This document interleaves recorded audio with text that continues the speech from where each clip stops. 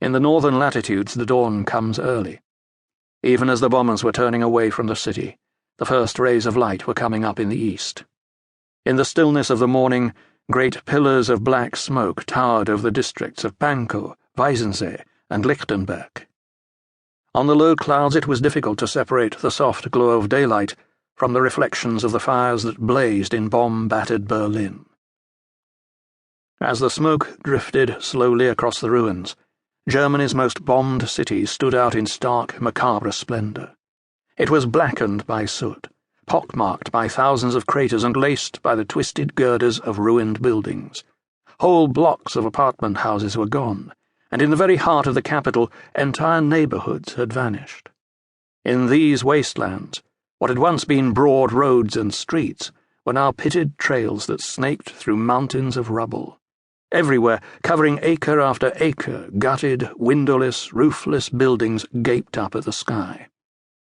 In the aftermath of the raid, a fine residue of soot and ash rained down, powdering the wreckage, and in the great canyons of smashed brick and tortured steel, nothing moved but the eddying dust.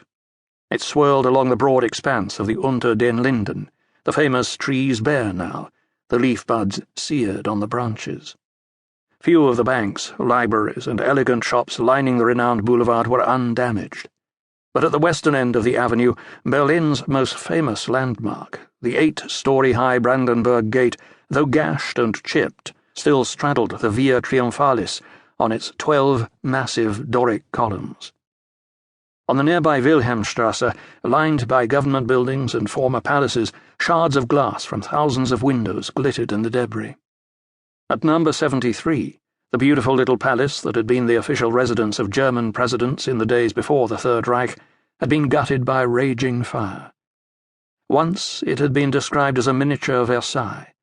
Now sea nymphs from the ornate fountain in the forecourt lay shattered against the colonnaded front entrance, and along the roof line, chipped and gouged by flying fragments, the twin statues of Rhine maidens leaned headless over the littered courtyard. A block away, number 77 was scarred but intact. Piles of rubble lay all around the 3-story L-shaped building. Its yellowish-brown exterior was scabrous, and the garish golden eagles above each entrance, garlanded swastikas in their claws, were pitted and deeply scored. Jutting out above was the imposing balcony from which the world had been harangued with many a frenzied speech. The Reichskanzlei, chancellery of Adolf Hitler, still remained.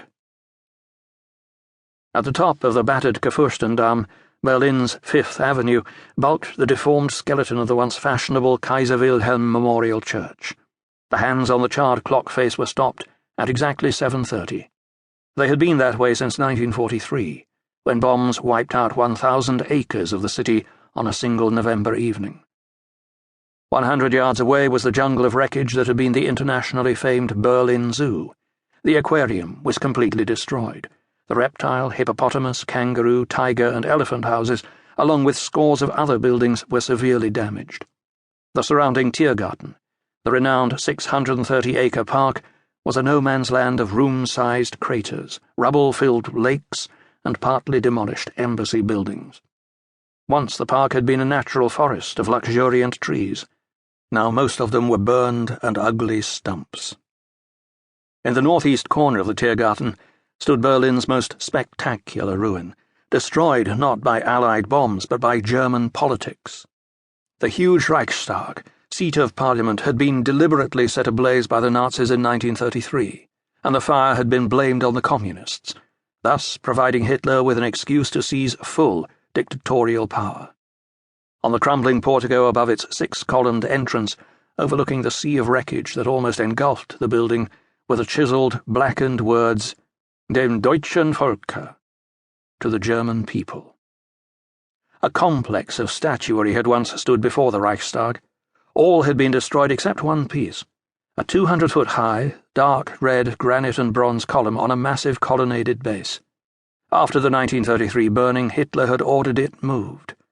Now it stood a mile away on the Charlottenburger Chaussee, close to the center of the east-west axis. The series of linked highways running across the city roughly from the river Havel on the west to the end of the Unter den Linden on the east.